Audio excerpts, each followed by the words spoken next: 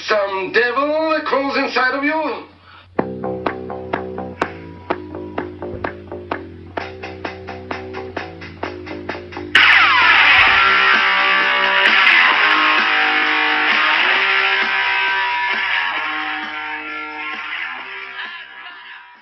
It's like your nails.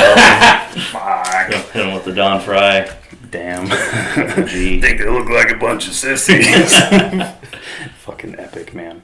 I forget I have to actually use this thing. I think the headphones. Dude, this setup is pretty nice with the booms. Yeah, the booms are nice. This is one of the earliest things I got as far as equipment goes. Oh, you know what? I have the wrong input. I can hear it. About to change this.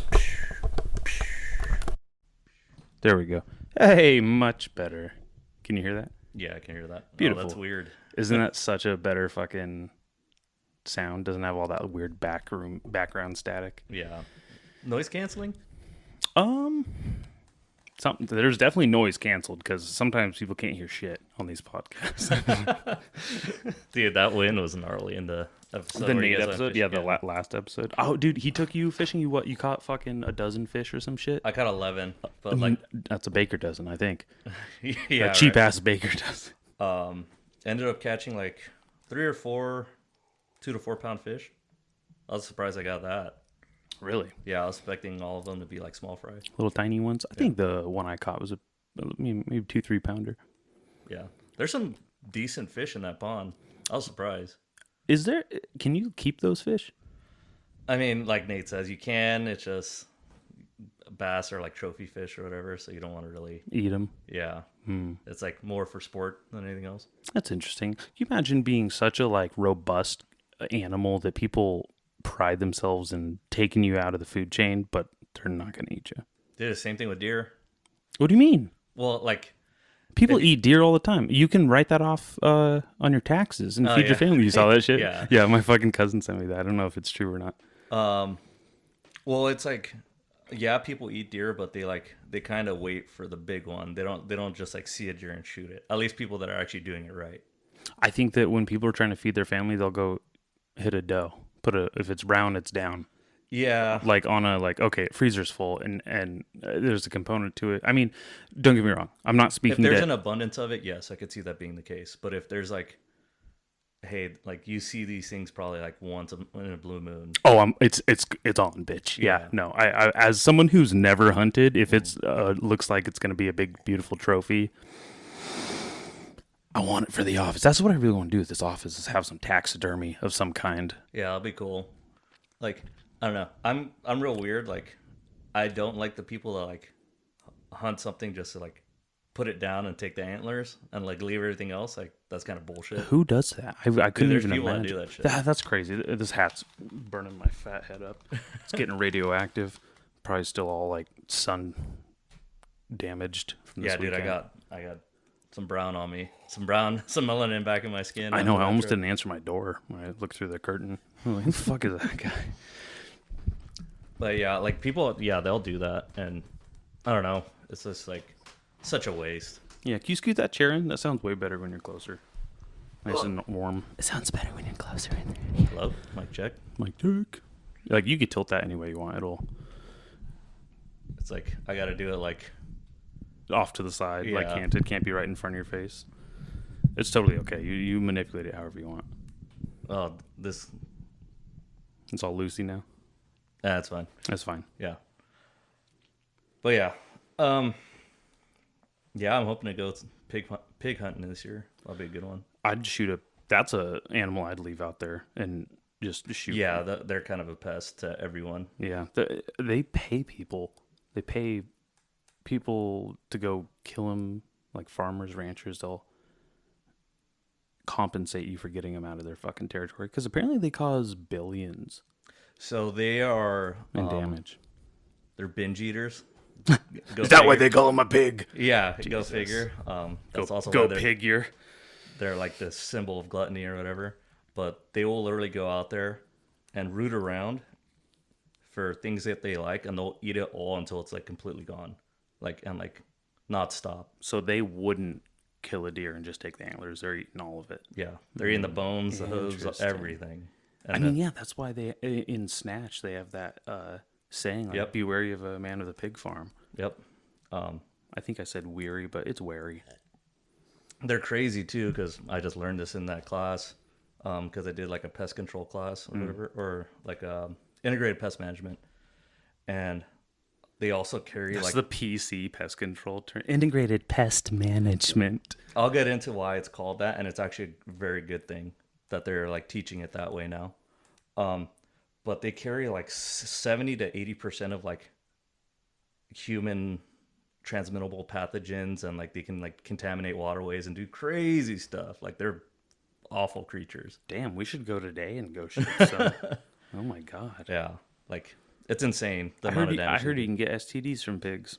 I wouldn't be surprised. I mean, yeah, You can get, I've never fucked a pig, but I've come close. you can get them from goats. She was human though, so. Yeah.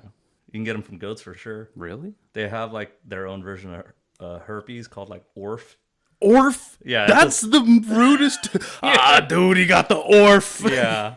In his orifices. It's the worst. So they tell you like whenever you're handling goats, like if you see it like around their mouth or their genitals, like just try and avoid them. Like you can still pet them in the fur and stuff. How about wear some gloves? wear some gloves? Avoid holes on animals. Yeah. It's not a dog. Yeah. But like, I mean, if you're handling them because like you're like being a vet tech or like you're shearing them, you gotta get close, you know? That makes sense. Yeah. Sounds like their problem. Yeah. Oh, man. Pretty gnarly though. Yeah. Could you imagine making that post? Like, Sorry, man, I caught the orf. I got the orf. Disinviting yourself to something. I gotta cancel. I got a doctor's note. No, you don't want some of my drink. I got the orf. That'd be pretty good if you're like a stingy motherfucker around people. Somebody trying to offer you weird shots at the sham. I mean, honestly, those people I want to give the orf. But There's this one dude who came up and was like insisting on talking to me. I feel like that happens to me every day. Yeah, you're just at work or Yeah. what? Yeah, and they're like, "Hey, man, you're my best friend." I was like, "Dude, I don't know you." I don't even know your first name. I don't know your fucking mug number, and I don't know you, jerk off. No, the mug members are pretty cool, but like, there's like you get some transients. I'll put it that way. That just like Yeah, that's it, integrated transient control. So why is it called integrated pest management? so the what would it be, the contemporary? No, the contemporary is new, right? Yeah. The traditional like way of like doing pest management was just like spray everything until it's dead. That's awful. Yeah. So like they're trying to change that mentality into like having it a tiered system where you're doing the least amount of impact first. So like the 4 pillars are like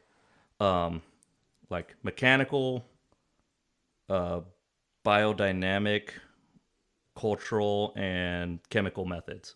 Okay, so it's a last resort essentially to have the chemical. Exactly. introduction. So like, let's say for like weeds, instead of spraying them as soon as you see them, maybe doing a cover crop, maybe tilling the ground and tilling them back in to reintroduce organic matter, or like making the environment less suitable for them to grow, like doing shade netting or something.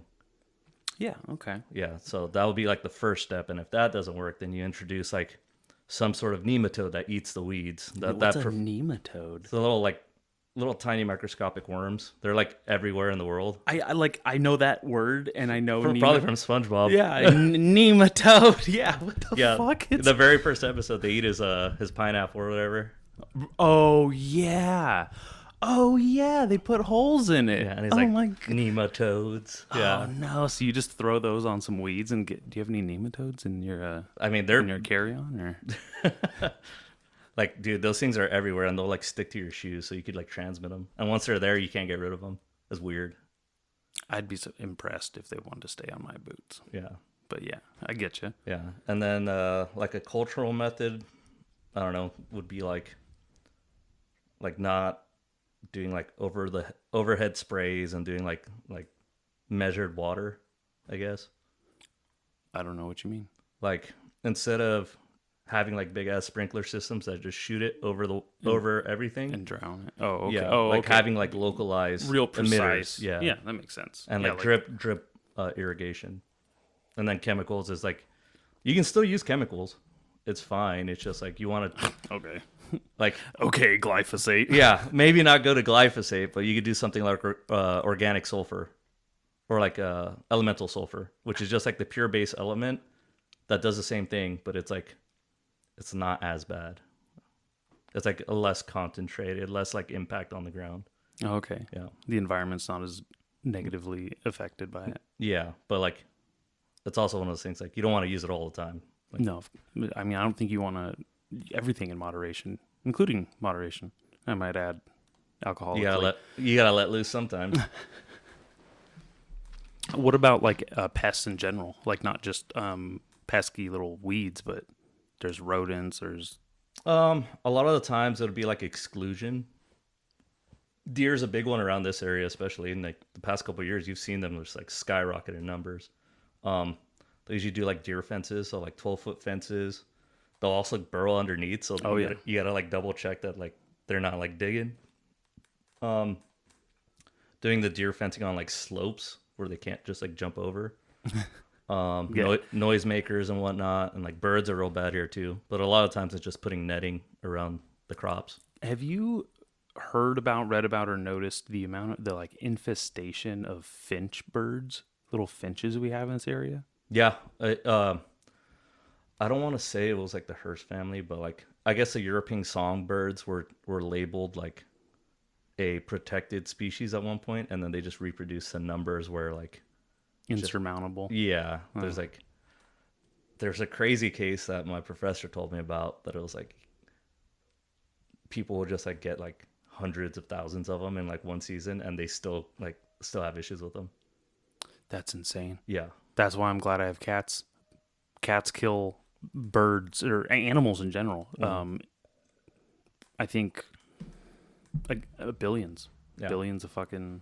They are an apex predator. They're just stuck in a 10-pound body. My little guy and girl are not 10 pounds, maybe 10 pounds put together right now, but they're still little.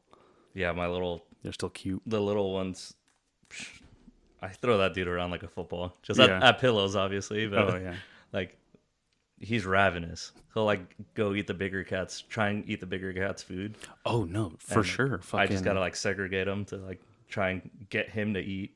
Our little guy, same thing. I think because we had to get him from a unfriendly dog situation. Probably was too scared, too stressed, couldn't eat. Just had to get whatever little nourishment he could. As soon as like we got, when I say we, I mean I've done absolutely zero feeding of them. I don't touch cat stuff in general. I'll touch the cat. That's about as far as I'll go.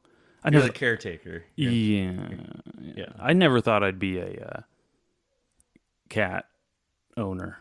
Neither did I. Now I have two, and I got two within a week of each other. Speaking of, I'm surprised they haven't come up here with all the ruckus. I know. Honestly, they're pretty chill during the daytime. I noticed like you have to be actively fucking with them. They're sleeping. They're little EBT cats right now. Like they do nothing all day. It's nighttime when they're active. When you're like, just go to sleep. I'm trying to sleep. The little tweaker cats. Yeah. Like, little Section 8 cats.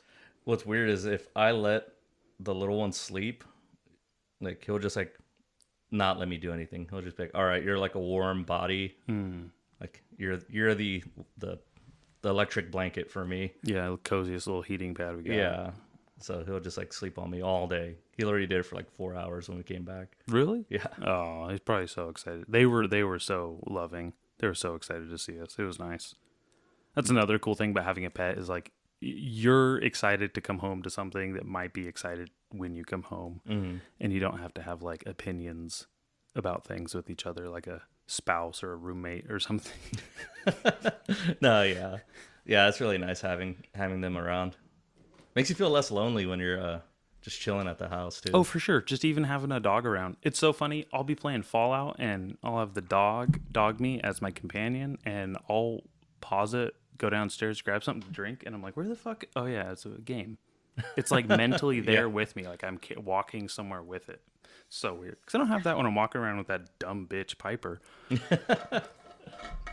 Yeah, Fallout 4 is the one that I just never finished. Couldn't do it. I haven't done it yet, so I can't say shit.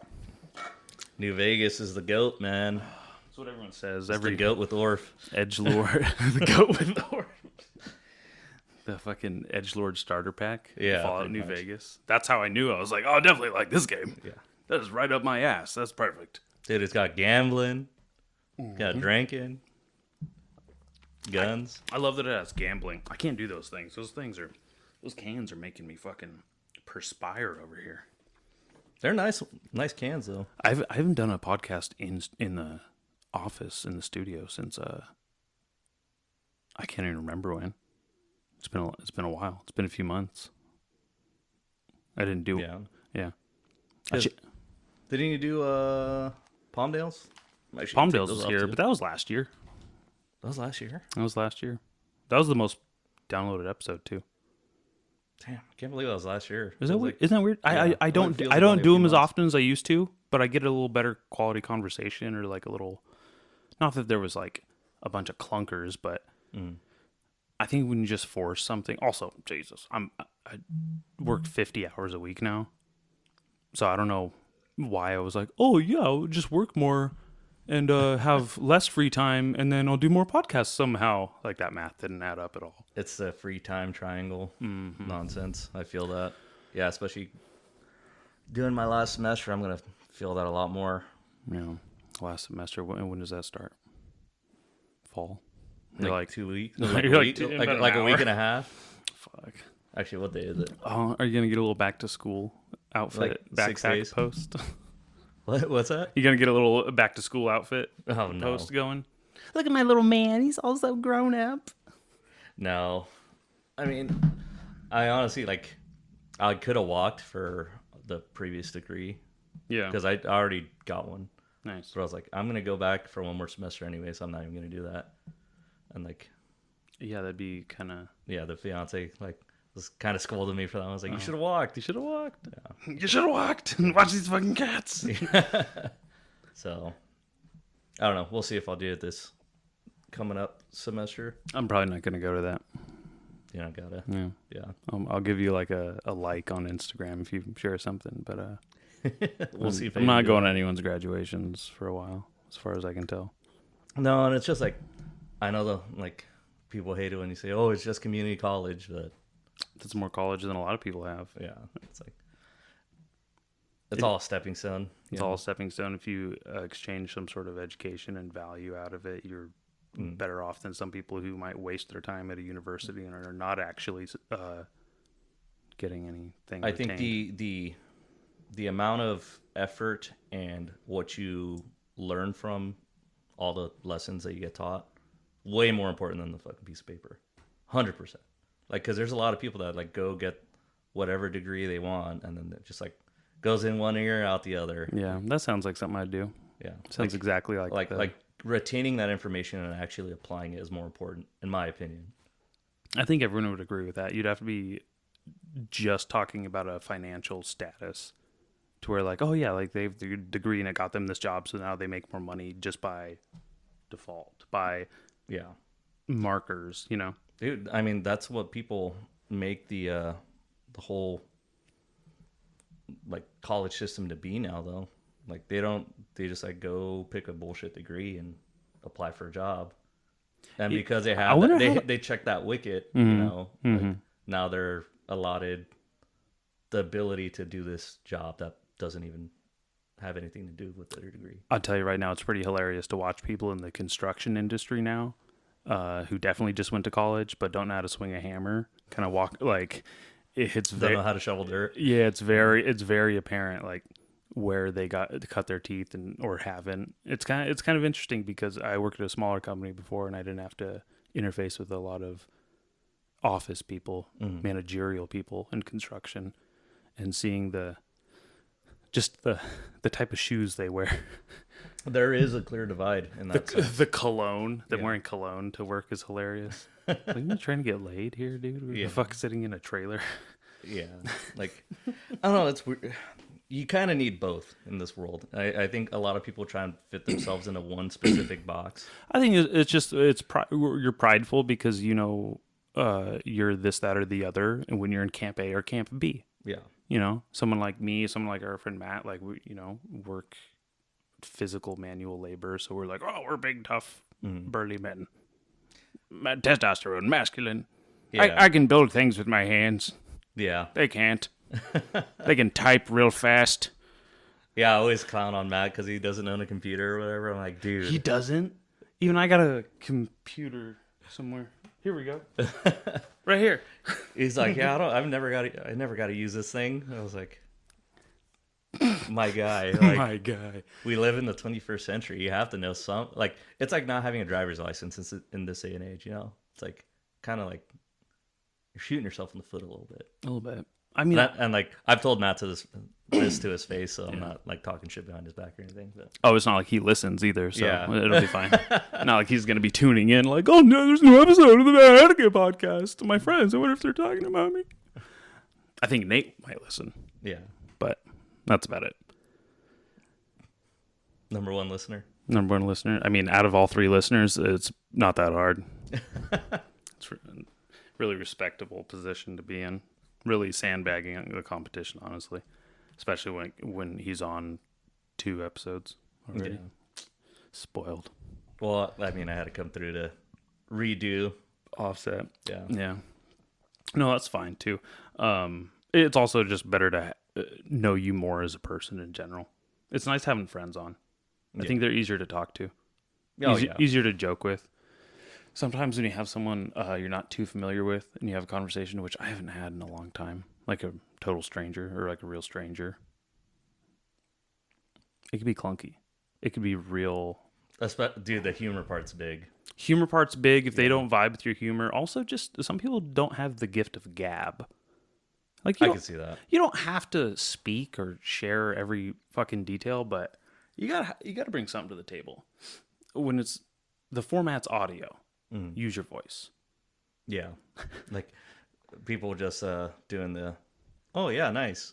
Oh, that's horrible. Yeah. What is that about? It's did you not want to be on this? Yeah. Did you? We agreed, and now you have an opportunity. You're obviously an interesting enough person to be invited onto a podcast. Like, well, let's not. well, yeah, like, I'm not. Yeah, also I'm this nobody. isn't like a fucking big deal or anything. But you know what I'm saying is like people who listened, they want to have a conversation with you, Exactly. and if you bring something to the table or you seem interesting enough, in a concentrated dose, they're like, yeah, I can definitely make a show out of it, an entertaining episode, something. yeah. So, Some people aren't made for showbiz. oh God, not to say I am. It's fucking brutal to be in such a small little pond here. There's no, just because I want to do comedy so bad. Yeah. I want to keep doing comedy and then not having any where to do it. It's yeah. It's Here- like here's I a can't hard- just be funny with my group of friends and then hope that like one of those things I say I remember and it gets turned into a bit, and then a couple months down the line I'll get to tell it at an open mic. Yeah. That And you're not- sucks. you're- That doesn't you're work. not gonna do, raunchy comedy in a place like Solvang. No, it's so awkward. It's Yeah. so uncomfortable. My buddy Zach did a set like that at Solvang Brew here in town. Oh boy. He said it was brutal. He just ate a dick up there. It was awful.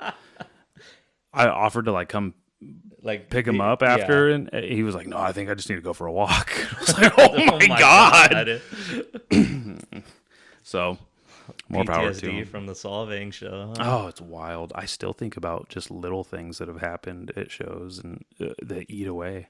Like, I don't even think about the good moments at all. I think it's all negative. Yeah, I Only wouldn't think be able about to do that.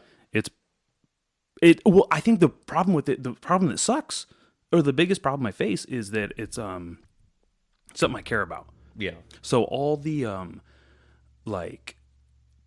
toughness, all the barriers, mental shields, all the deflections you have to everyday stuff that you can train yourself not to care about.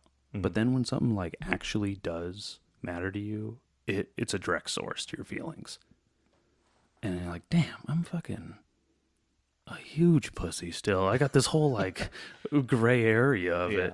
So, but it's also one of those things. It's like the only way to get better at it is to do it. yeah. Yeah. Like, I feel the same way about a whole bunch of stuff. I'm a nervous wreck. Yeah. I just hide it very well. But dude, yeah, it's like the little things that can build improvements, especially in like comedies, like rehearsals. Rehearsals. Like Exactly. rehearsing is the key to like a lot of things. I've noticed that, like gaining some maturity. It's like Your confidence builds up. I mean, it becomes a reflex, becomes so second nature where even just telling a joke, like that's why it's great to be around a bunch of people and make jokes, and why I do stick my fucking foot in my mouth enough and as much as I do is because the majority of the time it's the pathway to like a good moment, and I don't have to actually interface with the person, so I get to be nice and protected and autistic away from them and not actually have to make like, mental eye contact with them. Yeah, dude. I cannot at least enjoyably like do that as a hobby. Hell no. That's the fun thing is like it's not even my biggest hobby. Yeah. It's not even a hobby I get to do. I think I go to the beach more than I go to do stand up. Yeah. But it is something like that's the cool thing about it is it's something you can practice in everyday life. Like I've been having little moments where lately, I think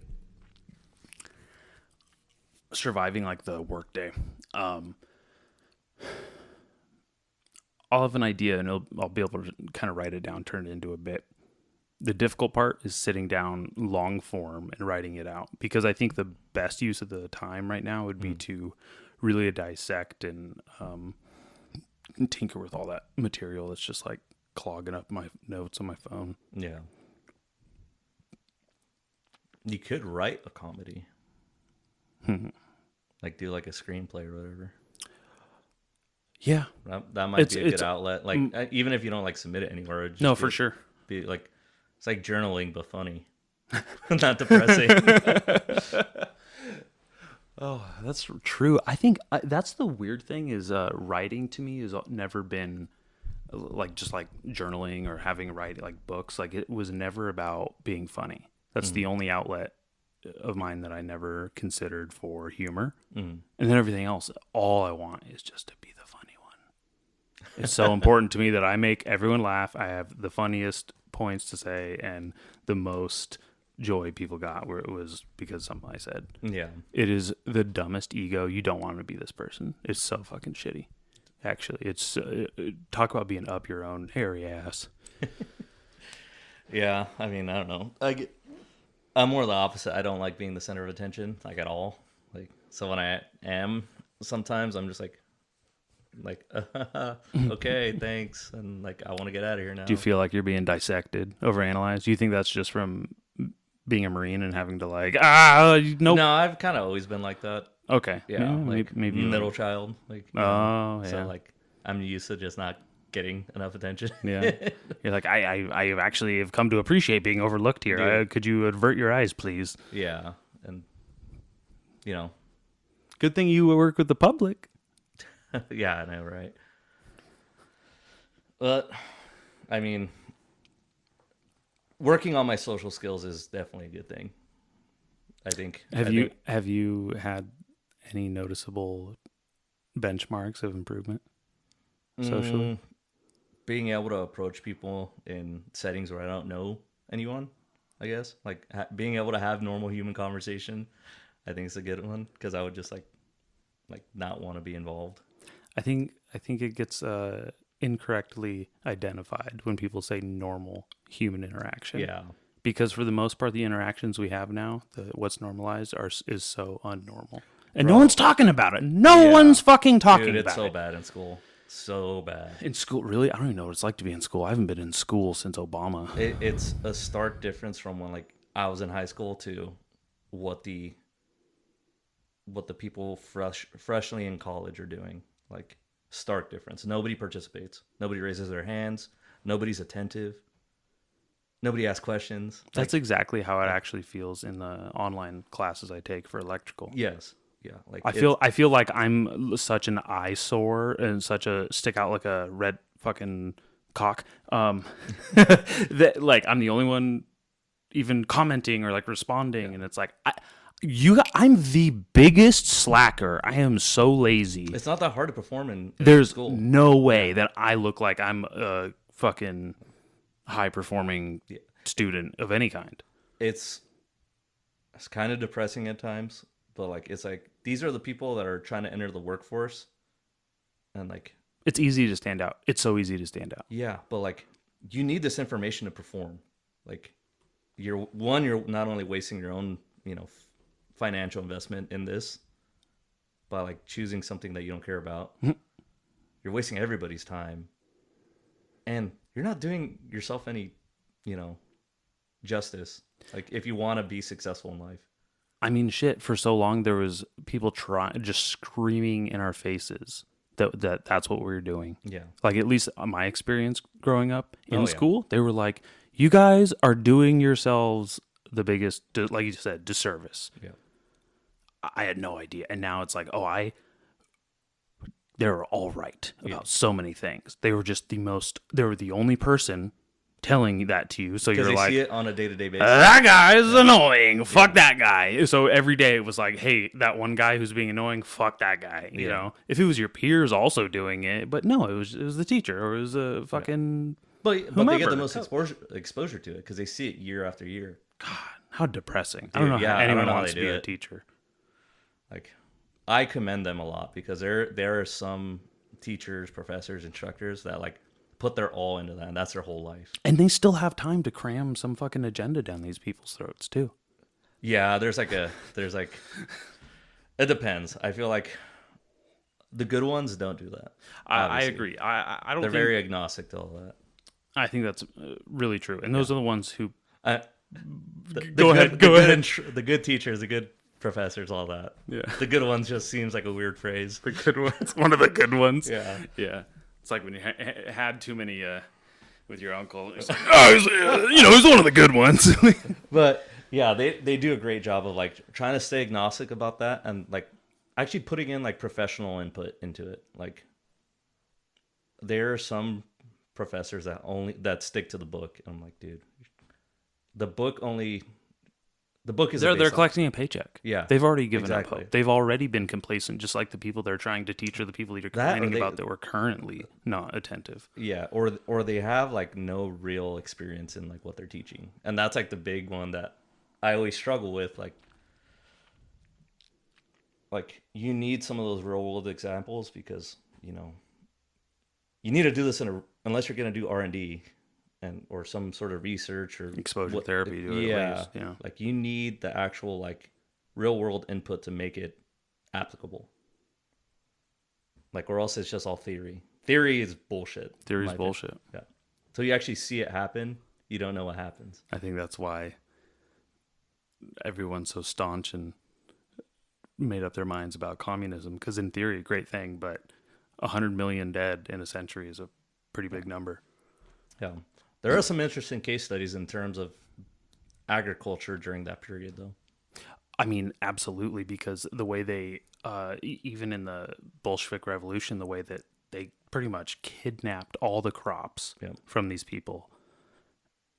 That's some G shit. Starved the Cuban millions embargo period of people. is crazy. From the 1960s? Like, they essentially just like, oh, we have no contact with anyone. Now we have to like survive. And like they grew everything. Like they went full in on like the urban agriculture concept and they made it work. That's really interesting. Yeah. I wish there was a comprehensive documentary about that. There's some documents that I have that actually do the full official case study on it. Oh, yeah. Interesting. I'd be fucking stoked to see that. Yeah. It's like pretty crazy. Because of like totally a case study. Mm-hmm. You're not going to have the same outcome every time. No. Same situation is not going to happen every country. But you can still apply those lessons like and make it work. Precisely. There's something to be learned. Everyone knows something. You don't. Everything. I think it's a good approach. Just be open-minded to things. Yeah. It's like it's not just like a funny meme where like we were talking shit about everything. It's you can't concisely express that nuance into it. Like I actually want to know some things about some things too. Yeah. But this meme's funny, so fuck you. Yeah, I think just the whole like lifelong learning, being a lifelong student thing is actually like worth pursuing. Like I think we kind of just throw that to the wayside a little bit. Like I've taught myself so much shit since I got out of the military. Like, Yeah.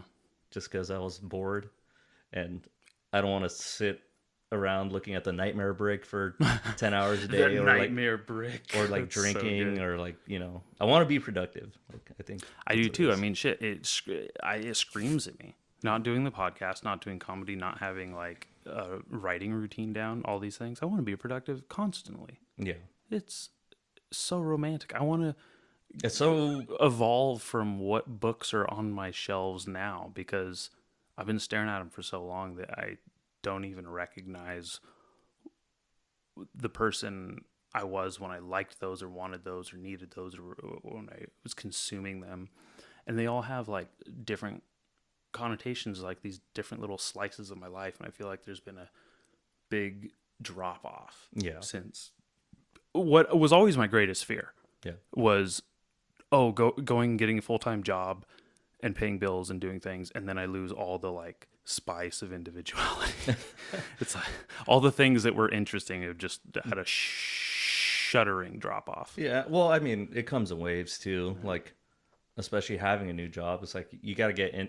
You got to get into like the mix and the flow of how it actually works out. Then you can start to branch out a little bit. Mm-hmm.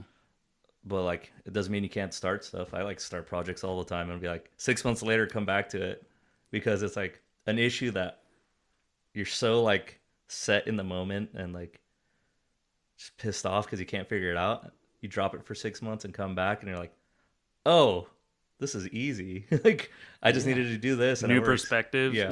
Take a big step back. Yeah. Something really valuable from the Jocko podcast. It could have been from one of his books as well, and I think it's one of the lessons in leadership skills and tactics, some shit like that. But one of them was taking a step back. Yeah. From the situation you're in, and Yeah. like just like the OODA loop, for example, kind of Yep. makes a big fucking made a big impact. I think that speaks to your point about revisiting something months later. Is like it might take a step back. You might take a season and a half back, Yeah. and then you might come back, and it's a completely different hurdle that you could definitely tackle. Yeah. And it's also that like sense of accomplishment after, like, you need those little wins. Like, Yeah, you build up XP, dude. Yeah. Exactly. You get enough of those fucking experience you points. learn that hard lesson. It's like, oh, I'm never doing this again, because I realized how bad that was. Bro, I don't know how to learn anything without it being hard. For some reason, the hard way is the only way for me. I'm so stubborn. I'm trying not to be, man. There's a phrase that goes with that. What is that? Pain retains. It really does. I'm that with my core right now, my back and my core, trying to do ab exercises. Holy fuck. How's your back feeling though? It was feeling okay, and then I heard it about a week ago, lifting a pipe bender into a trailer. It's like a 250, 300 pound thing, and Use your legs, not your back, dog. well, I'm not gonna blame it on someone else, but there was someone else helping me, and as we were going at some interesting hesitation, but it happens. I had to overcompensate. Yeah. I thought I was lifting less than I was. I was like, yeah, we're just gonna lift up here, and then Oh man. that's neither here nor there. So Yeah. my back's kind of fucking killing me, and then sleeping on an air mattress in the desert probably didn't relieve any. That'll do it too. Just sinking like this onto my spine where all my Yeah. discs are I herniated. personally hate air mattresses. Yeah, I don't know why everyone suggested a fucking air mattress. I hate them. I'd rather sleep on the ground. I don't get it. But I even had the wrestling mats downstairs. I was going to use those. Well, I was gonna say the pro move is doing like an ISO mat or like a sleeping mat, Yeah. and then an air pad on top of it. So, Okay. yeah, because like if you use one of them individually, my fucking hips are always killing me. Yeah, But if you stack them, I feel fine. So- like side sleeping. How quickly was the surprise made evident to you? As soon as I saw Julio's truck, Yeah. yeah, because like I saw him with the pop-ups, and I was like, oh, I know what's going on now. Yeah. That was a good surprise though. Yeah. I don't even know how it happened, but we were all in like a group chat for last 2 weeks or so. And that was cool. Yeah, because Nate's like, oh, we're gonna go down this way or whatever, and it's like, you're familiar with this area? I was like, yeah. I was like, okay, I've never been to it, so let's go check it out. And then we started turning off on a ranch. I was like, pretty sure we're on private property. I was like, no, it's just up here. Can't buy that shit. Were you guys on the radio? Yeah. Okay. I was just trying to put myself there. I didn't have enough time to talk to anyone about your birthday surprise camp. Yeah, that was fun though. That was a lot of fun. That was a lot of fun. Part of me was like, damn, I still want to go shooting though, but I was like, oh, all right. I had a blast. So relieved we didn't go shooting. Like, you know, that many beers and that much sun. I was like, yeah, that's probably a bad idea. Yeah, I know. When me and Nate were walking out and looking for like little rodents to kill, I was like, this might be the drunkest I've ever been with a gun in my hand. It was fucking hot. It was hot. Yeah, so I didn't feel very drunk, but let me tell you, I don't think my body is very happy with me right now. Yeah. I mean, we had a heat case. Like, oh, yeah. Fuck. Yeah, I wonder if her bee sting exacerbated that. It probably did a little bit. Those toxins, I don't know. I forget what the toxin is. I don't remember, but it's like an anaphylactic reaction. Yeah. Yeah, that probably didn't help. Yeah, she was throwing up the whole way home. I mean, I'm glad she's better now. Yeah. Yeah, like I said, thankfully we have a whole bunch of people there that... I know, I was like, God, I feel fucking useless. Everyone's like helping her and like putting ice on her and like, oh, put this underneath your armpits, drink some of this. And I'm sitting there like making another cocktail. Like, Jesus. I was making water. I was making a Propel pack in a water cocktail. It was a hydration cocktail. But... I mean, goes to show, like... everyone's training kicks in. Well, this is finally all the tactical training and all that other bullshit that will probably never come up. Yeah, it's useless, like for the most part. But like medical training, everybody should know that. Absolutely. A few years ago, I told my grandma I wanted to do EMT school as well. That's a badass program, dude. And she's like, I don't know. It sounds like you're gonna have a lot of stuff going on. I was like, nah, I'll just do it. Fuck it. No, it's a lot of stuff going on. I don't know how I'll make it, but it just to have some sort of medical training would be really important. There's a couple like companies that do like a civilian version of TCCC. I think they just call it emergency casualty combat care or something, emergency casualty care or something like that. But it's essentially like the whole like TCCC, which is tactical combat casualty care pipeline. Okay. Just on like the civilian sector, like trauma training kind of stuff. Okay. It's a little pricey. I'm pretty sure like a class. Oh, I know. Anytime you suggest something, I know I'm not going to be able to afford it. So I'm never very worried about doing it. But it's like I think it's like a 10-hour class. It's like a decent amount of time. Not bad at all. Yeah. It's like $500. But like you learn all the trauma stuff, like reading vitals, how to like move people that are injured, like how to plug wounds, like I'm just curious how to. So you did was it a Spartan race? Yeah. When was that? Oh, what's that? It was November. It was like October, November last year.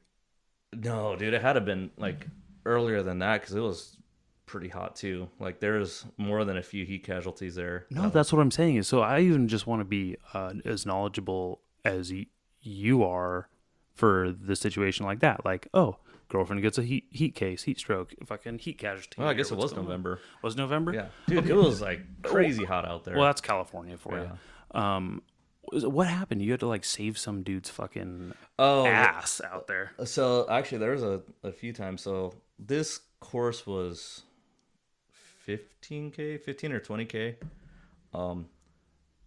But it was also like 3 or 4 miles of just like brutal hills.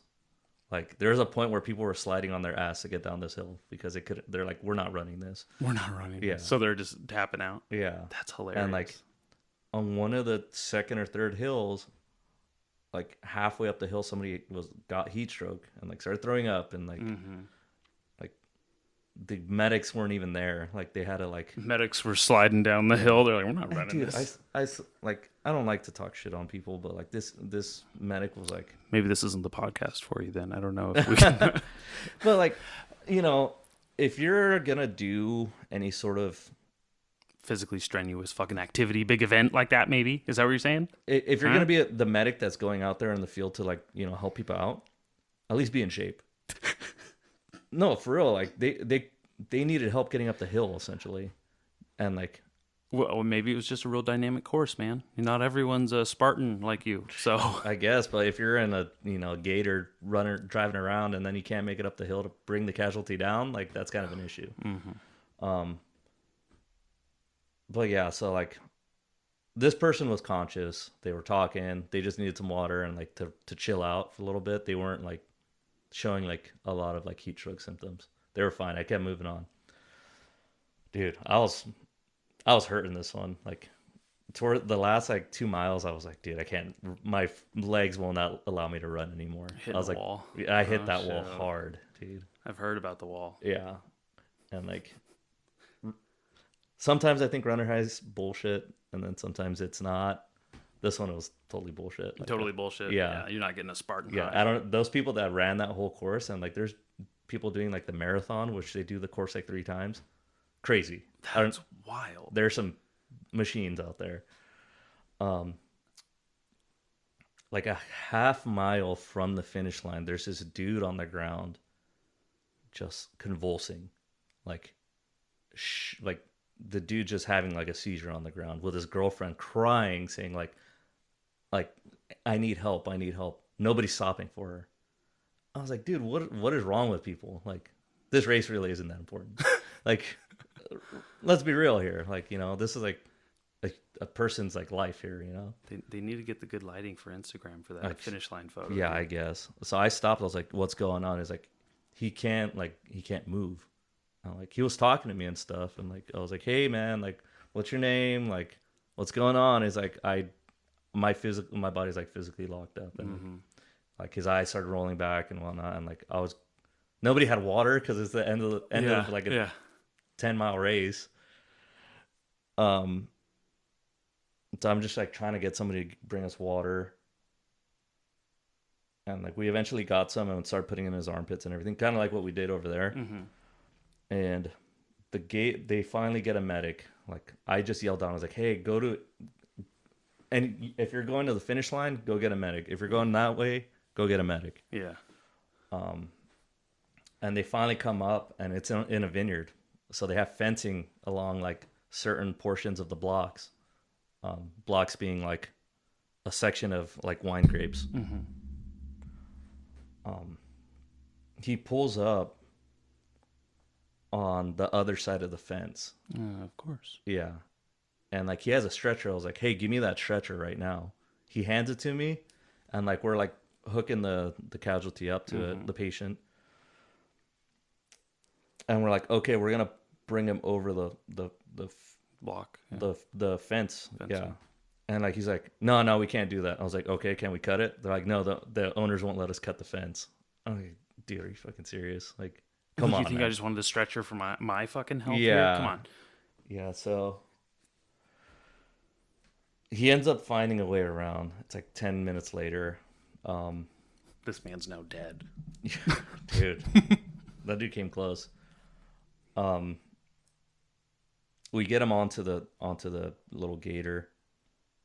I had to put the helmet on him. Like the EMT I was like, I don't know what this dude was doing. He was just sitting in his car. I was like, I think he was kind of like, oh, I don't know what to do. I was like, check his temperature or something. Check his temperature. Yeah. And so we tie him up, and he gets taken off with his friends, because thankfully his friends came back to come help him out because they didn't realize what happened. Oh, that sucks. Yeah. I'd feel like an asshole. I'd feel awful. I mean, they ended up staying with him in the like actual emergency tent or whatever. Oh, like okay. they came out to me afterwards, like, hey man, thanks a lot. Like you actually stayed back and helped out our friend. Like you know, be all right. Yeah, we fucking crushed you in the race for it, so thank you. Yeah, and I don't know. It's just like one of those things. I don't get where where the humanity is there. Like,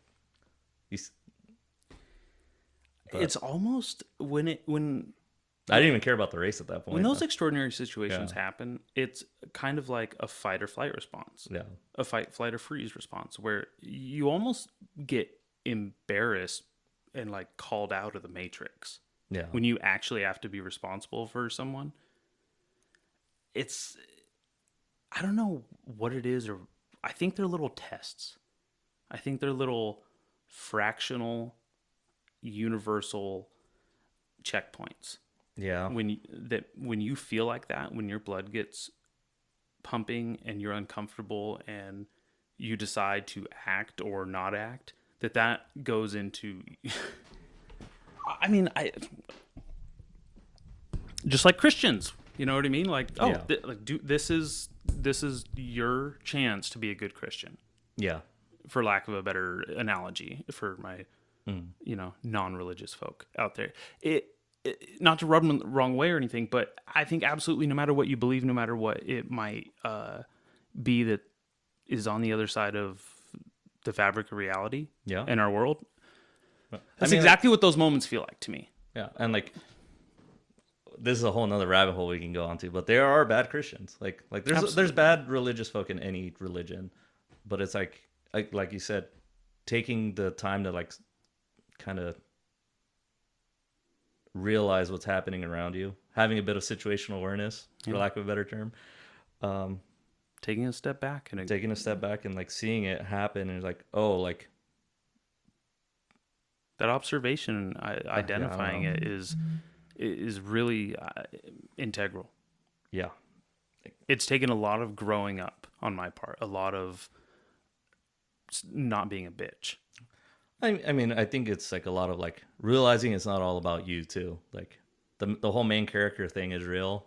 Like, it is, and I think it just gets so overblown with social media too, because like not only like this is my profile, this is my matrix, this is my world. I am the main character when I'm interacting with all this. Everything I share is an extension of me in one form or another. Yeah. Sadly, I think it rubs people the wrong way sometimes, so that's hilarious because.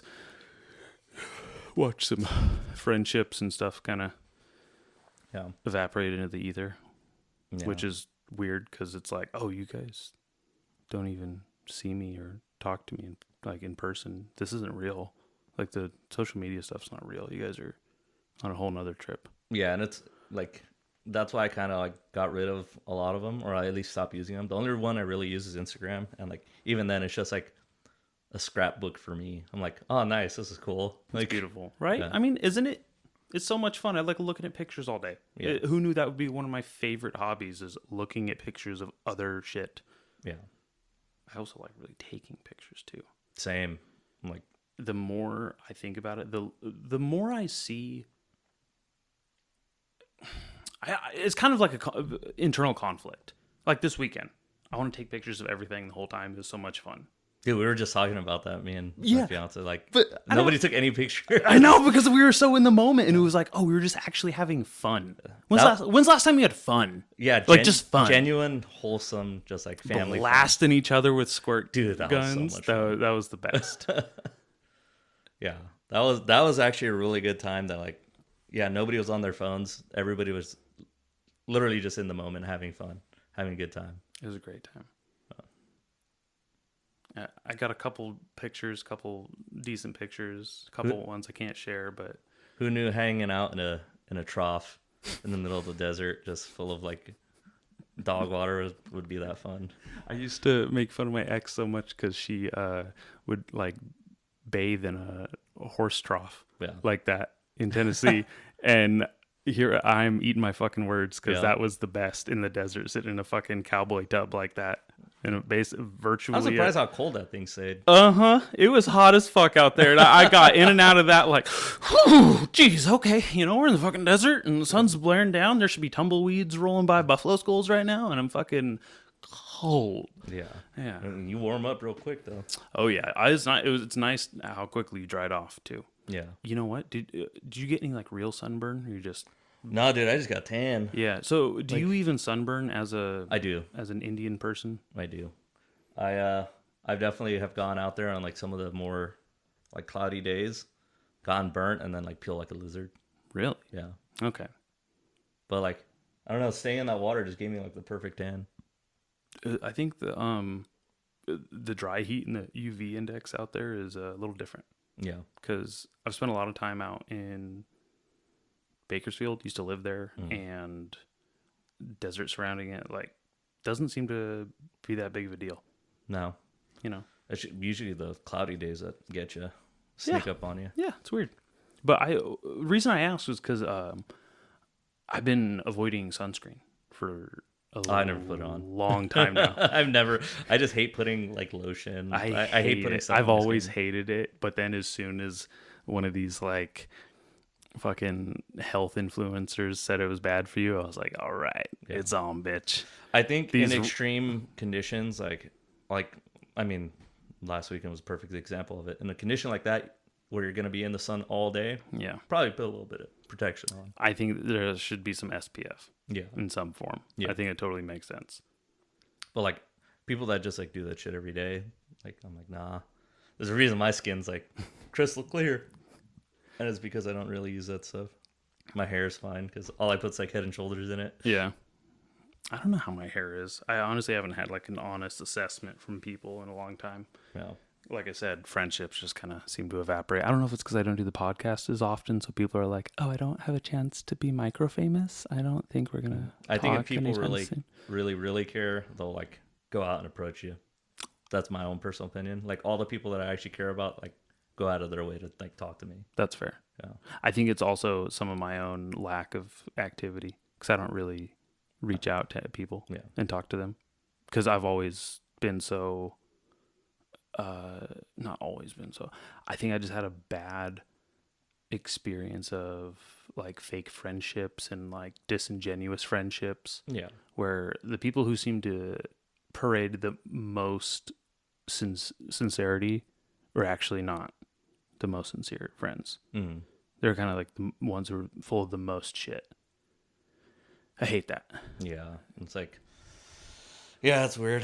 Friendships get real strange. It's really weird how people evolve and change, and it almost seems like they're doing it as like a slight against you. And you're like, why am I so paranoid? Doesn't even matter. No, it doesn't. And like, It's so insignificant. I've moved to the point where like if people want to be friends with me, that's cool. Like, I will be your best friend. But like, just be a good person. Like, as long as you're a good person, like that's all that matters to me. I think that social media muddies it up a lot. Yeah, it does. I think we forget our priorities when we're having friendships exist in real time as they do online. Yeah. Because the people I see in person seems to be a very different response than you get online. And I think that's the shitty thing because it's like, oh, I know that shit's not really you or really me or like, like the real friendship is what exists face to face. Yep. More face-to-face interactions. Yeah. But then I go outside and I go to the grocery store, or go to the liquor store, or go to any store, or just in public in general. And You're like, I'm gonna avoid all these people. I never want to see someone's face ever again. Yeah. I mean, I always like say what's up. Like I'll just like do the wave, whatever. But Always down. yeah. There's some times where I'm just like, I'm in my own zone. I'm not trying to have a conversation. So that's just me as like, that's my personality in general. I save my conversations about once every month or two on a podcast, and then don't ever talk to me again outside. Also, you know what? That's another fucking pet peeve I have. Not to be all, you know what really grinds my gears? Little bitch on a podcast, but no one messages like with conversation anymore. Yeah. It's just reels and videos all fucking day, every day. Everyone. I get 6, 7, 8, 9, 10 videos from people sometimes. Mainly for me. No, you're one of the lower ones. You're one of the people where I'm like, oh, I'm excited to open these because I know they're going to be some bangers. Yeah. You know, there's niche little ones. But there's some people who just send like 10, like, oh, fun. Here's some funny cat videos, or not cat videos, but just like some vague shit. And I'm like, Yeah. are you just sending this to a bunch of people? What does that have to do with you and I at Yeah. all? I would love to know how your life's going. Or Vice you can do versa. that all day. Yeah. Yeah, are you gonna do that to me all day? Are you gonna ask me? But then I don't know. Then it's like, oh, you're picking up like 12 different conversations. Yeah. Then you find out who doesn't actually have time for you, and you're like, oh fuck. Maybe it is a good thing having reels, I don't know. TikToks Man. back and forth. Choosing where to invest your time wisely is a real like adult thing that like is hard for some people to grasp, I think. And like that's kind of where I'm at with it. Like I'll send funny reels because like I'm usually like I don't do much when I'm at home aside from my hobbies or like, you know, getting ready for work or hanging out with the cats. So like when I'm just chilling, yeah, I'll send like 10 reels. Yeah, I don't care. makes perfect sense. Yeah. Makes But perfect like sense. if I'm working, I'm not doing that shit. I don't even know where my phone is right now. Oh. Right where it always is, next to my dick. Giving you that ball radiation. God, I hope so. Get me out of here. I don't want to see this fucking techno nightmare. You have a time frame you're looking at or what? No, I was just ready to take a break if you are. Yeah, we can take a break. Let's go. Hydrate or something. Be right back. Nightmare breaks. It's a fun little break. Fun little break from reality. Reality is terrifying. Which sucks because the only thing that tells me it's terrifying and makes me feel terrified about it is the shit I see on the nightmare box.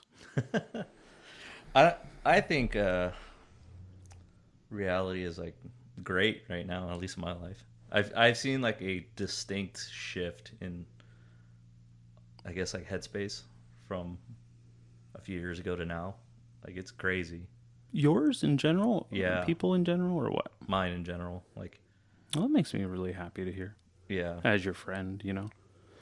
Yeah, it was a weird, like, the whole transitioning from the military thing is real. Is a real struggle that people have to deal with. And like, I think if you're not just like, God damn, they bumping over there. I think it's pretty tame, actually. The the mariachi in the background, it's pretty tame for this time of year.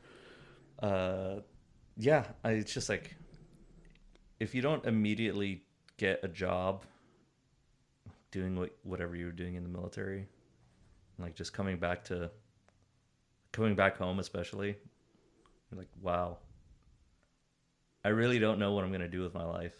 That was like the biggest hurdle.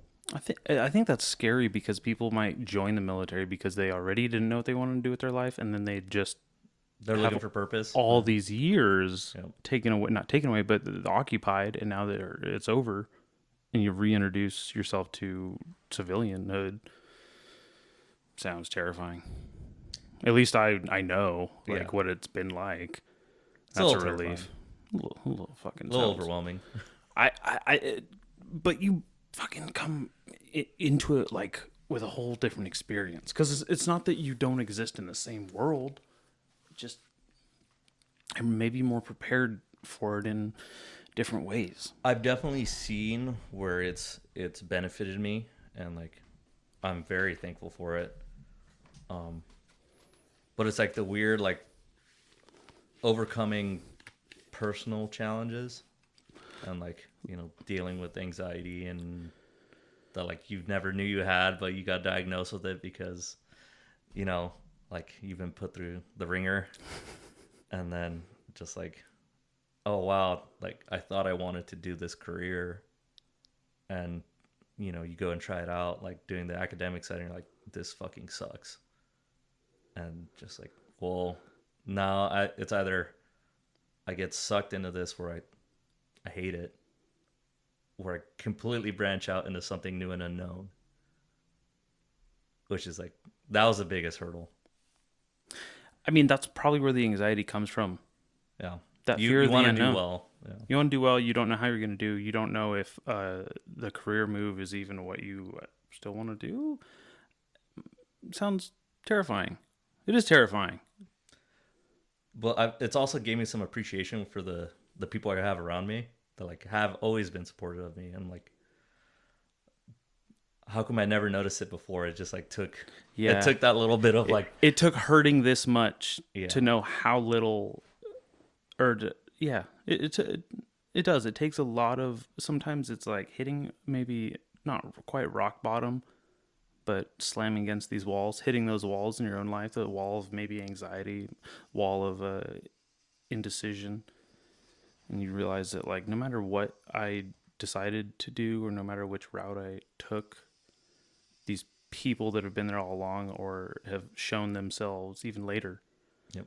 we're gonna be nice and supportive. And if they weren't, there's someone that's gonna take their place. Hopefully. Yeah. Sounds like you are very fortunate to have. Yeah, I'm super fortunate. I'm blessed every day, dude.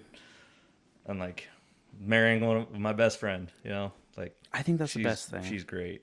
And you're both Lou. You're the Lou's. Yeah. In anytime we're making plans with you, it's the Lou's. Yeah. That's fun. Yeah. She's honestly been my rock this whole time. Like, you know, A good I man owe needs her a good nothing, and woman. she's done everything in her power for me, and like has never given up on me. Been my biggest support. Always, if I'm like apprehensive about something, she's always been the one like, no, do it. Really? Yeah, Nice and supportive. That's Yeah. really cool. it's crazy because she's put me in like, not put me in uncomfortable positions, but like push me to go out of my way to be uncomfortable a little bit.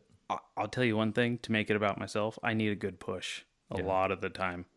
Yeah, I'm very stubborn, kicking and screaming about everything. yeah. I do need a solid push.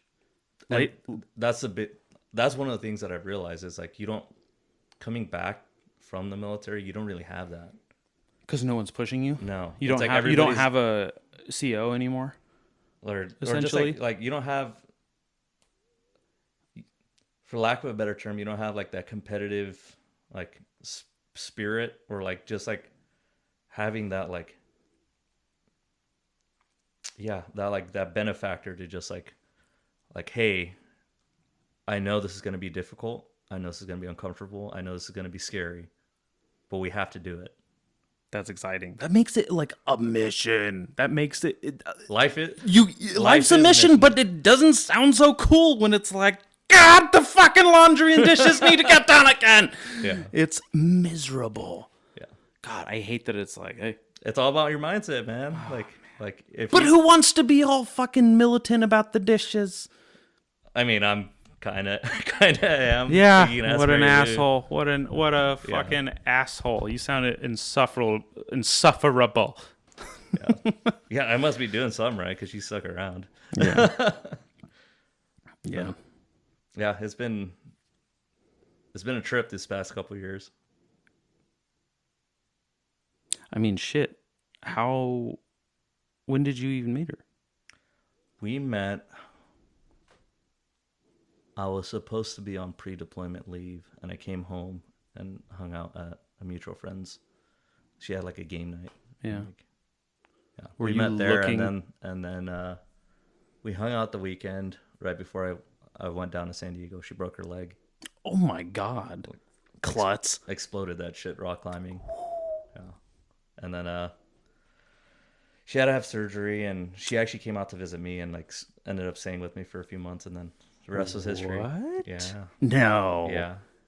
She just came to visit you after she broke her leg? Yeah. Because Because you hit it off so she- much at the game night, or what? yeah, I mean, like we just started talking and like getting to know each other and whatnot, and she was going to New York with her broken leg and visiting her friend in Tennessee, and she's like, "Hey, I'm gonna be here.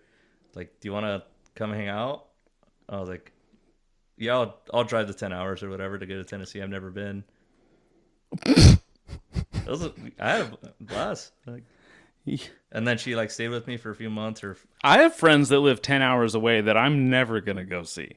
That's all I'm saying. yeah, I mean, I'm not fucking them either, but you know what I mean. yeah. Like, I don't know.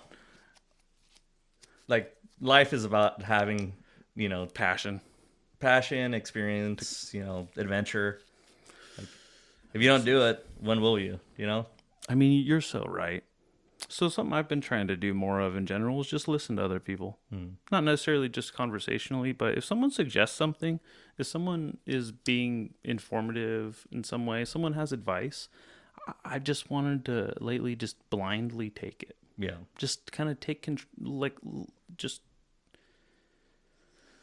release the control, right? Just let someone else kind of You push can me in the always right learn direction. from another person. And not to not have agency over my own decisions and livelihood and life and everything, but just trust other people. Yeah. And trust what they have to say. Just know that these people might know something you don't and might benefit you in ways you've never thought possible because you've been too stubborn to listen to them. You've been too, close-minded. Yeah. So something like taking those adventures and taking those chances, like even this weekend, there's a little part of me that's like, oh my God, I don't want to go do a thing. And we're going to have to borrow camping equipment. It's going to cost money. And then we're going to have to like prepare. And then we're going to have someone watch the cats or, all these little things. And it's like, don't remember the last time having so much like innocent fun with alcohol, too. I mean, that's just an enhancer. That's just a fun enhancer. I'm excited to, cut it off at your wedding though. Oh yeah. Yeah. I've been on the fence about it because I don't really. I'll have a beer or two every now and then, but like, I don't really drink as much as I used to. Like, I go in this and weekend out. was an exception, obviously. But It's your birthday weekend. Yeah, You can cut loose every once in a while. Yeah. But like, no, I feel so much like more clarity throughout the day to day, not drinking.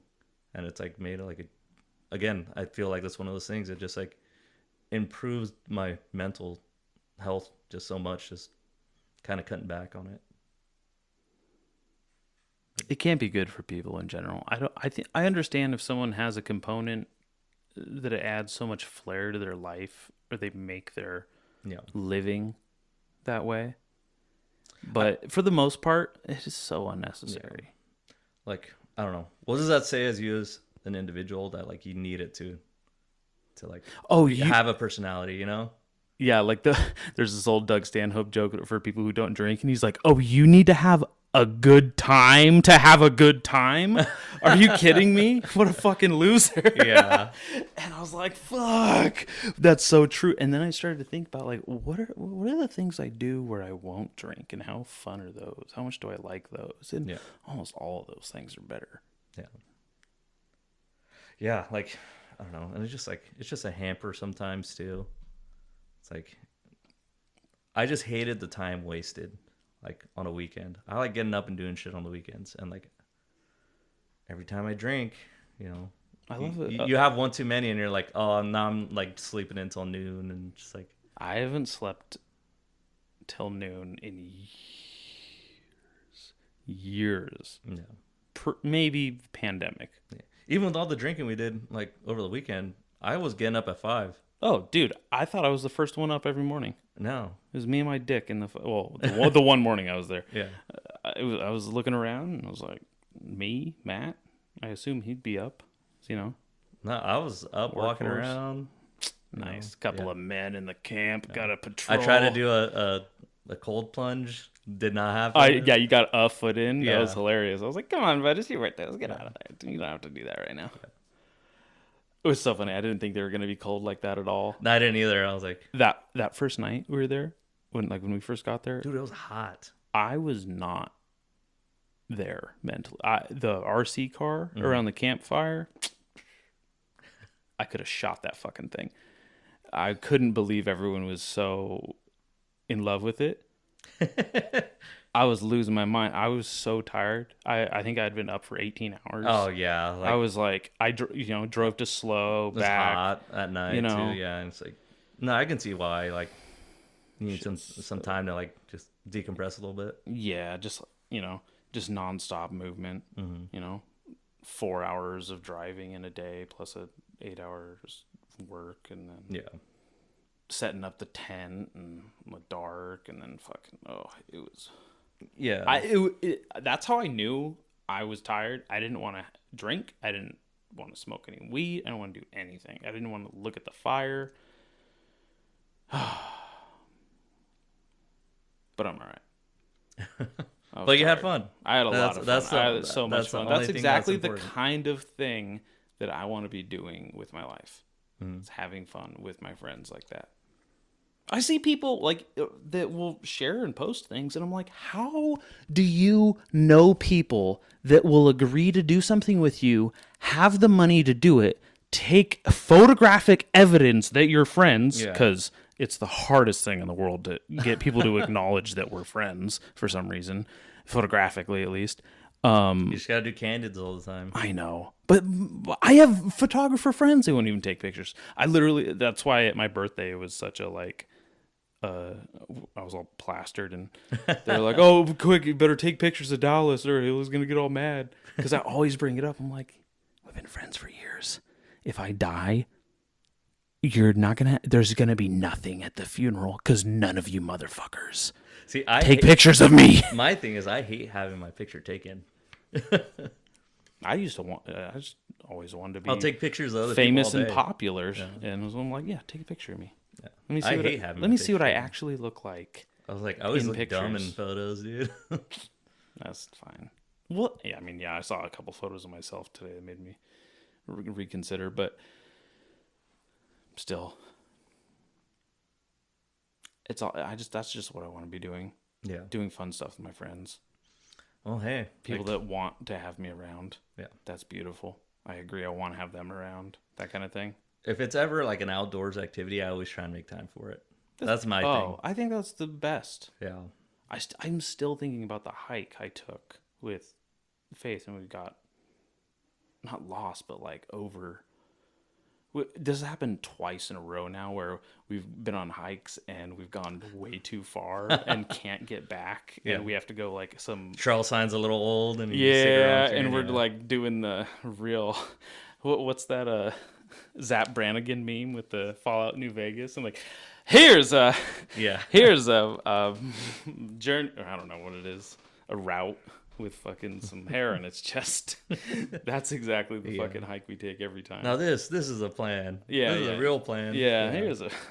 That's exactly what it fucking feels like every time we go on a hike. But I still think about those. Those are the best experiences. I saw a rattlesnake. First rattlesnake I've ever seen in my life. Yeah. I thought it was pretty late in life to see a rattlesnake for the first time living on the Central Coast.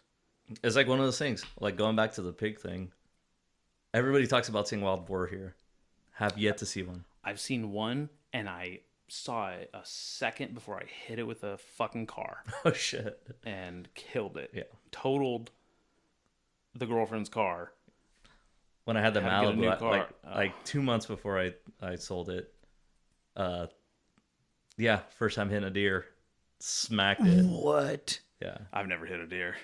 I've I've almost hit a lot of deer. I even went slow and like I was like, oh, he's gonna go, and the last minute he barely started going, and I clipped him. Oh, I good. was like, He dude, had I it felt so coming. bad. Yeah, what a fucking idiot. Yeah. They have eyes. Yeah, I I should have just honked at him. I didn't even honk at him. Oh, you don't honk? I honk You're at animals supposed to. all the time. I honk like a motherfucker. It's hilarious. Yeah. Almost hit a couple of bunny rabbits on the way into camp this weekend too. There's a bunch of little cottontails running around. Yeah, there was. There's like I woke up that morning, I saw like 30 of them. Really? Yeah. Damn, yeah, you were up early. I scared them off. Yeah. Oh, speaking of the devil. Well, yeah, it's been fun. It's been a fun few years, and excited to actually have like friends that I hang out with here. Dude, I'm excited to have a friend. It's so nice to have someone I can rely on. I think that's a cool thing about having friends. Is like, And actually, like I've lived here my whole life, and I've never done any exploring like in the wilderness around here. And like now that I'm older and I'm like have the time and the resources to do it, I'm like, oh yeah, I'm gonna take advantage of this like every chance I get. every Like, chance. there's no reason not to. And like That garage is loud. yeah, like I don't know. I think that's what kind of like changed my relationships a little bit too around here, is because like the people that just want to go to the Sham and Jaspers all the time are like, dude, I want to do this every weekend. Yeah, it's exhausting. It's Yeah. nauseating. The amount, it's like we'll have like a season, like a couple weeks, a couple months where it's really fun, Yeah, and then you're like, oh yeah, this is what we do. But then you'll go, and it's so fucking depressing. Yeah. And there's just fucking townies there, and there's just fucking people who are way too old to be still doing this. Yeah. And then you see the people your age that are becoming those people. And they don't even realize it. They don't even see it. And I watch my mom hang out with people like that are now in their 50s and 60s. And I'm seeing exactly that's what's going to happen to our friends that are around our age? They love doing that shit. Yeah. And it's like, you got to put a governor on that. You have to find other meaning in your life. And you have to do other important things. You got to stimulate your mind, man. They're go. Don't get me wrong. Love going out to a dive bar. Love shooting pool. Same. Love having some cheap beers. It is a great time. But it's not the only thing in the world. It's not the only thing in the world. Yeah. It's like every now and then you'll get a night that just slaps, and you're like, "Oh my god, I want to do that again." And you fucking You're always chasing fall that into high, that yeah. trap. It's so stupid. It's so hard. Yeah. Now, like, my personal favorite time to do outdoors stuff is in the winter. Yeah, My fiance hates it because it's cold. a little chilly. I love the little chill. That's perfect. But it's always great because you think you didn't see anybody out there. You don't see a soul when it's bone chilling, dude. I love it. Yeah. I love it. So you're just out there like alone and unafraid. I love being alone. You know, like doing things actively alone, together alone, like with her. Hey, how you doing? I'm glad you're up and walking. I stopped by the other day just to make sure you're all right. I don't know if he told you. Yeah. You're looking real professional, honey. Thanks. Nice outfit. Yeah, it's the best, man. Especially if you're in like somewhere where there's actually snow, at least snow banks. Yeah. Yeah. Oh man, I would love to go. I know a couple places.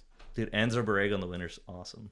What is that? I gotta write that down. Anzo Borrego, it's in That's not a real name. it's right outside of San Diego. Oh really? Mm-hmm. It's still San Diego County, I'm pretty sure. Is it by like Julian? Yeah. Oh okay. Well, that was one of the places I had in mind. Yeah. Anzo Borrego. In the winter. Borrego. It's one of the only places you can see bighorn too, I'm pretty sure. I don't know what bighorn is. Like bighorn sheep? Oh, really? Yeah. Like the one that's on the fucking wall in my bedroom? Yeah. Yep. Okay. That and Death Valley. I don't know what those are. Yeah, I would love to go out there and just like take a camera and try and snap one. Fuck, I gotta write this down. So you don't forget. Seriously. Just in general, because I would love to talk about something I want to hunt. Yeah, dude. I don't know how to field dress an animal or what I'd eat, but something I'd put on my wall for sure is a bighorn sheep. Yeah. I think out of everything that I would like to hunt and get, it's like elk and bighorn sheep are tied. Yeah, I definitely want to try and bag in deer this year. I know we gotta do that. Get the old. You get your hunting license? I do. I don't. I'm such a fucking. I need to get my tags because I only have the pig tag, but I do. What's the limit on pigs? Oh, no limit. Nice. Year round. Nice. Yeah. You just have to report how many you get.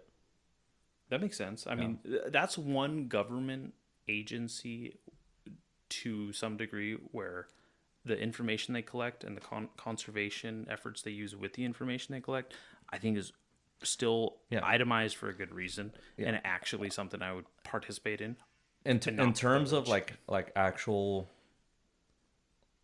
control measures, I guess would be a good way to put it. They are some of the most sustainable, like in my personal opinion. The Department of Fish and Game. Yeah. Yeah. They do a great job of like allowing people to still be sportsmen and make sure it stays like that forever.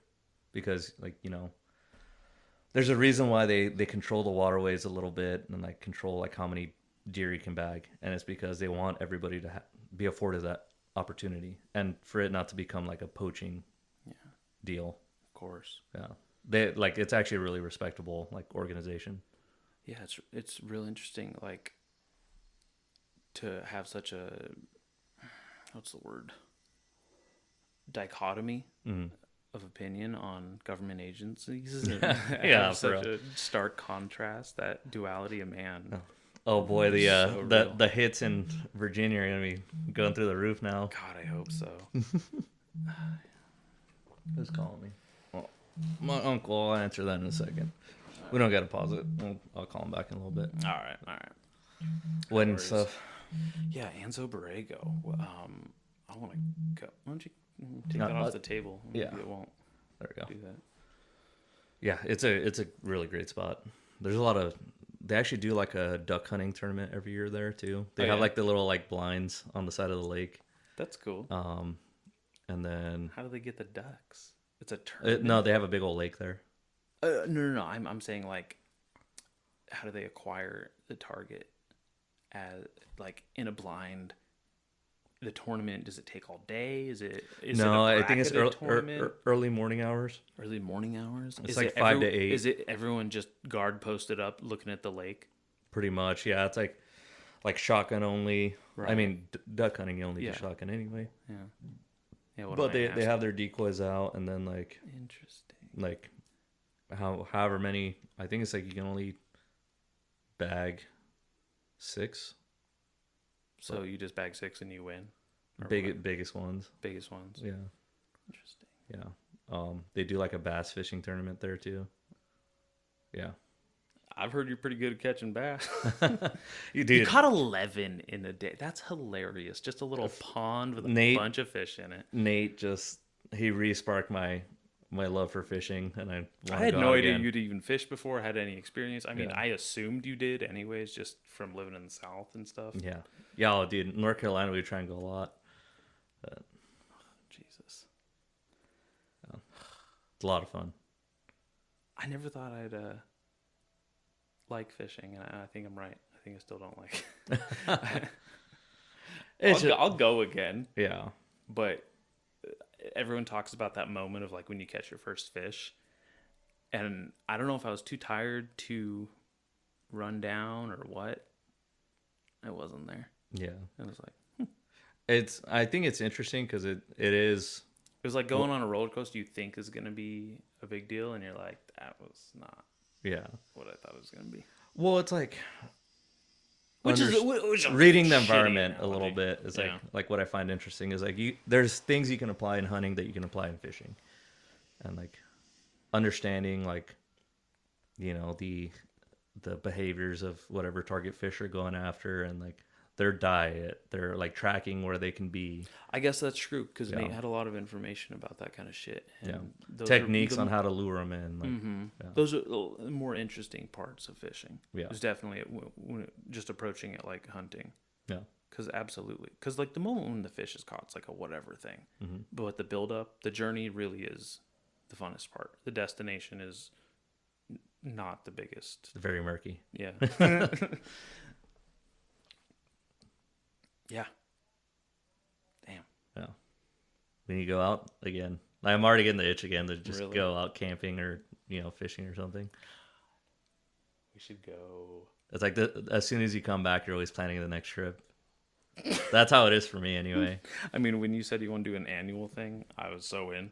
Yeah. I was like, yeah, absolutely. I already know. Already just got information, data collection from what not to do. Yeah. And how not to do it. I mean, and that's I'll be off the booze by then.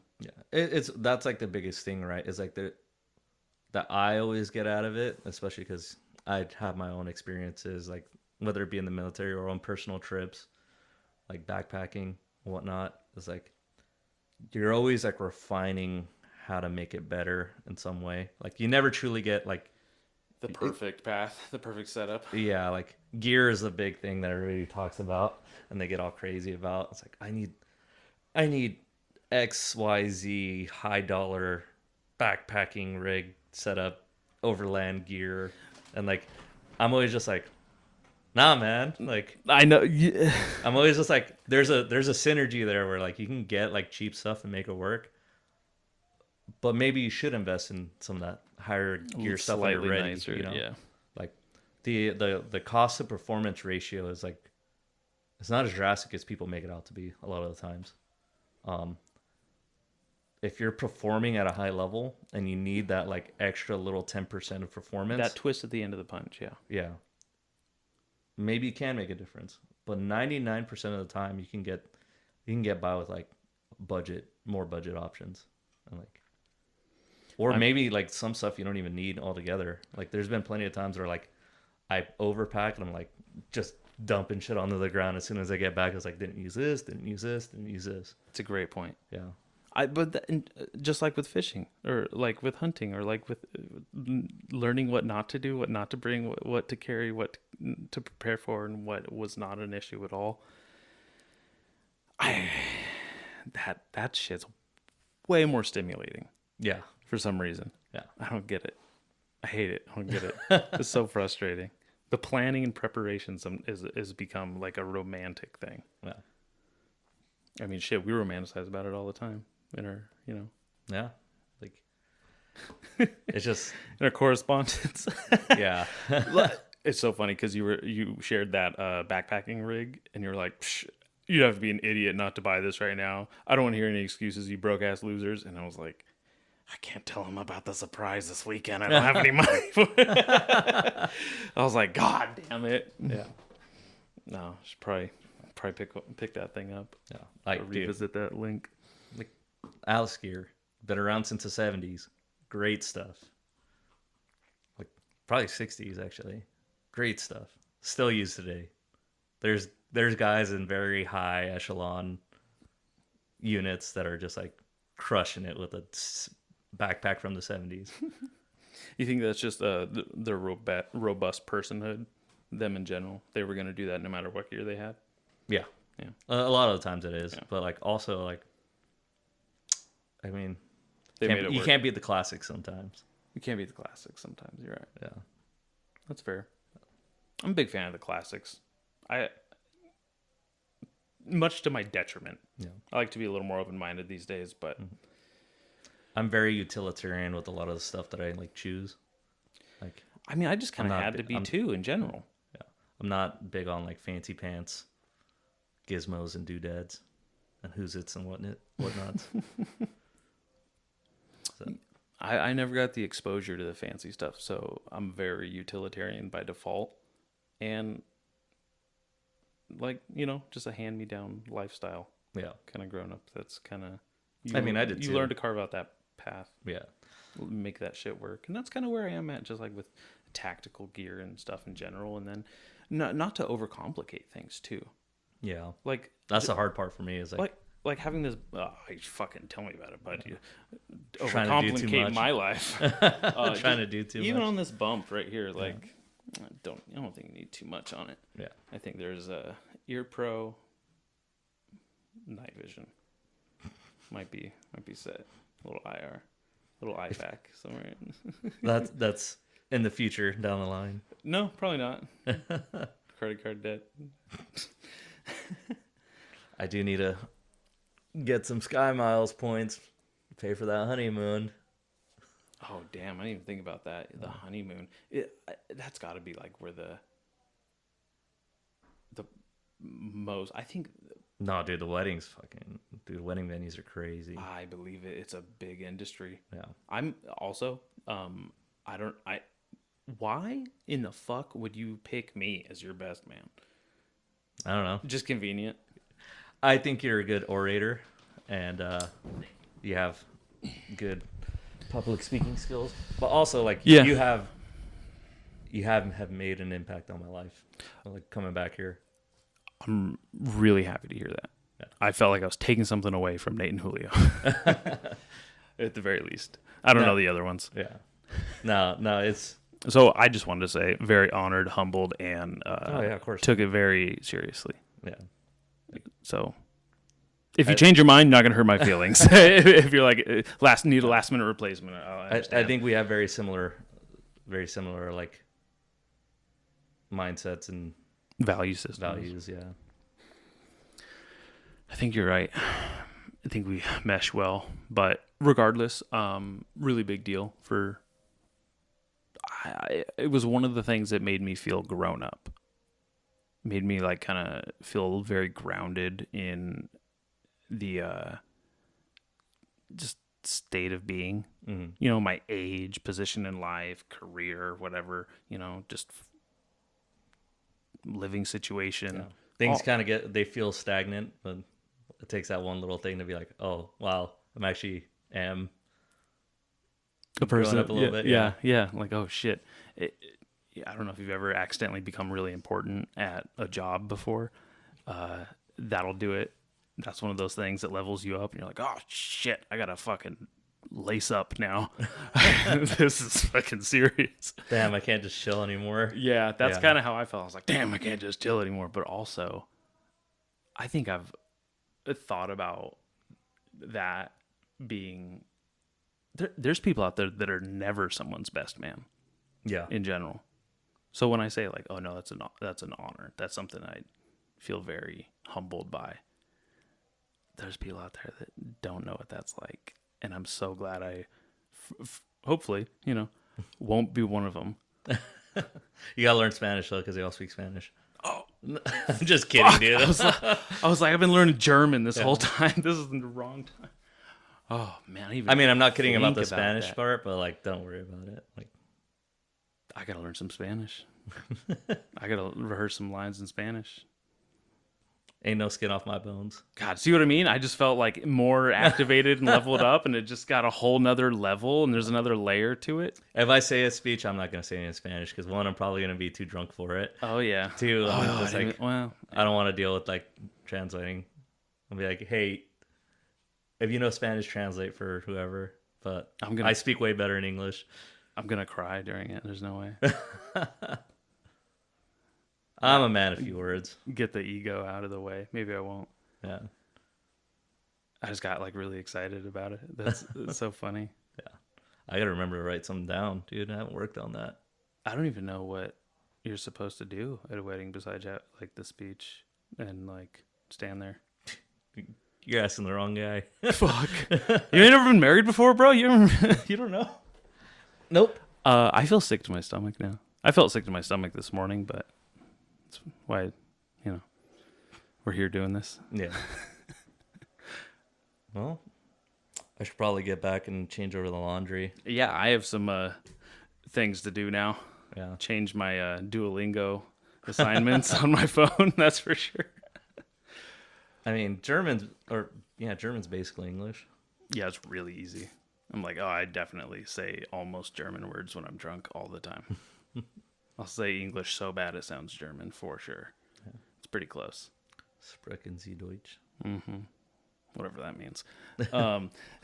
Well, dude, thanks for coming by. Oh, yeah, of course. Thanks for having the podcast. Thanks for doing Under the Wire. That's what I love about you. You're so regimented, responsible. Even though you're not, like you might think you're not, or might say you're not, you can make something spontaneous seem very not spontaneous. Well, like, oh yeah, no, of course we were going to do that. yeah. I like know, that. I just Very- like having a nice, easy time throughout my day. And I feel like having a little bit of discipline helps with that, just that little bit more. I think that's why I really appreciate this friendship in general is some people badmouth discipline and kind of shit on it because they're too busy being slackers, and I've kind of had a big conflict with that a lot of my life. In school without friends and out of school with friends. Generally, those people are not well liked. Just keep that in mind. Well, generally I don't bother to be well liked, but I think that I can find a happy balance. Lou, Yes, sir. thank you. Is it some devil that crawls inside of you?